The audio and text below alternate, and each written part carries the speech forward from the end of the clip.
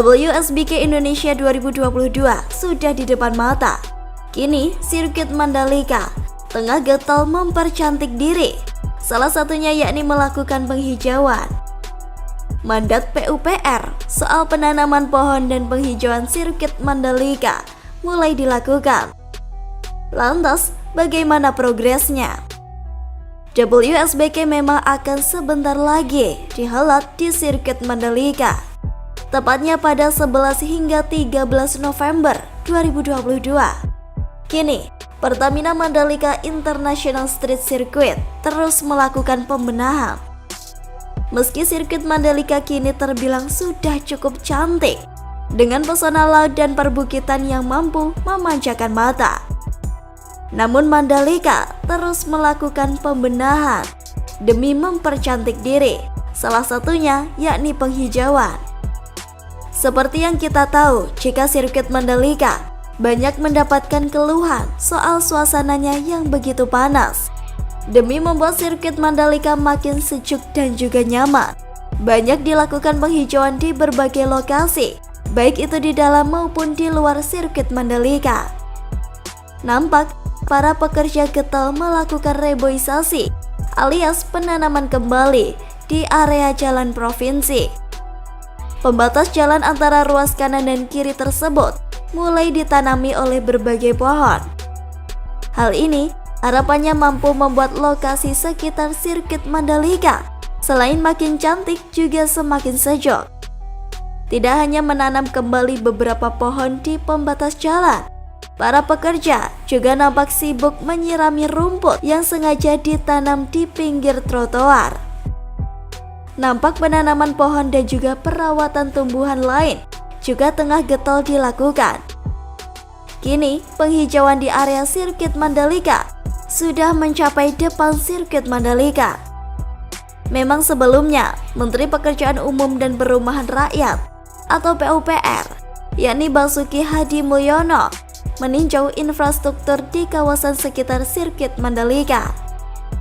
Menteri Basuki menginstruksikan agar penghijauan di koridor jalan kawasan sirkuit Mandalika tetap dijaga dan dioptimalkan, khususnya pada median jalan dan bukit di sekitar jalan. Dengan pekerjaan pembangunan jalan akses Mandalika dan ruas Kuta Keruak menjadi 4 lajur, wajah kawasan sirkuit Mandalika akan benar-benar berubah.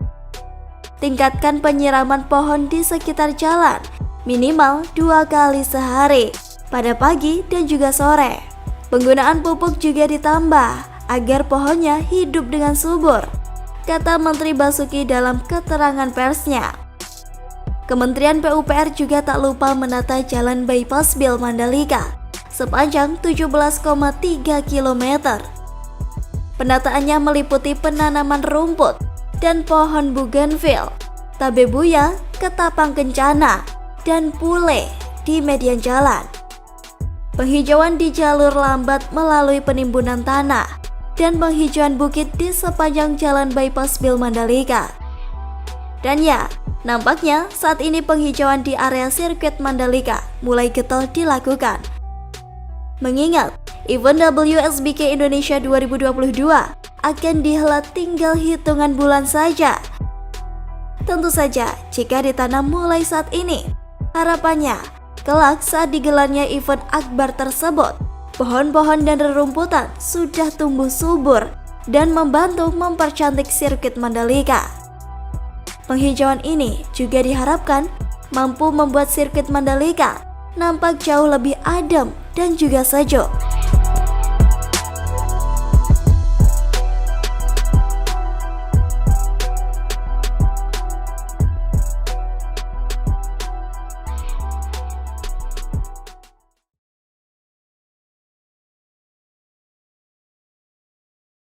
Penumpang kereta api wajib menunjukkan hasil negatif tes COVID-19 RT-PCR mulai hari ini 15 Agustus 2022. Syarat ini berlaku bagi penumpang usia 18 tahun ke atas.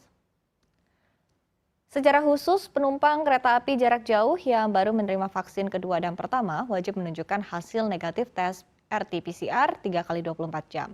Adapun penumpang yang sudah menerima vaksin ketiga alias booster tidak perlu menunjukkan hasil negatif screening COVID-19.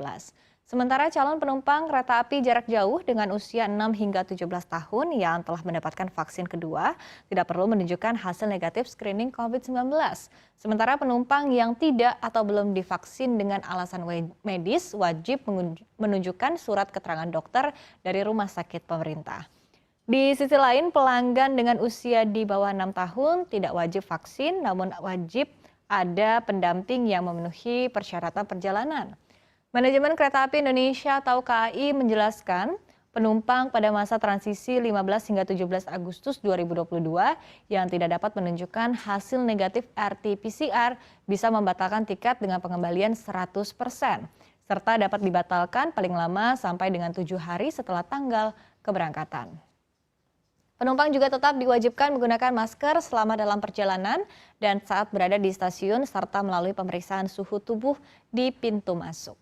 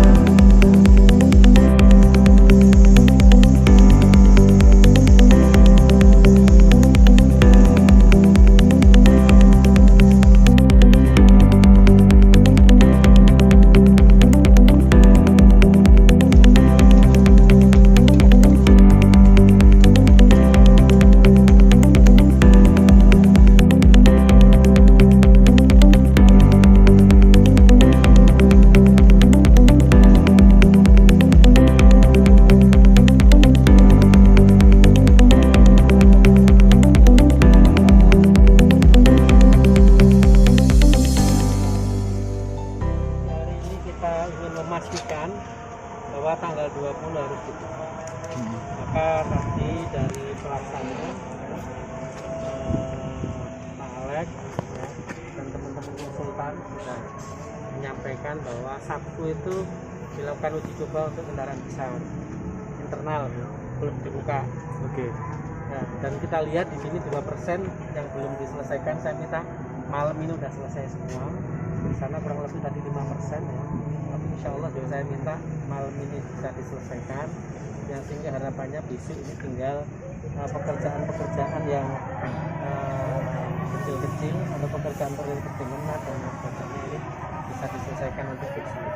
Kenapa ini saya tegaskan demikian? Karena saya khawatir ya, ketika ada satu aja nanti mungkin kurang, yang sehingga dilewati terus goyang, nanti ada penutupan lagi. Maka kalau sudah clear, ini sudah diselesaikan di hari ini, walaupun sampai nanti malam ya, artinya sudah tidak ada keraguan di antara baik pelaksana maupun kami sebagai masyarakat. Kenapa ini saya tekankan? Karena sebentar lagi kan ada tahun baru ya, liburan Natal yang berbarengan juga sekarang tren COVID di Kota Malang sekarang sudah Yunani.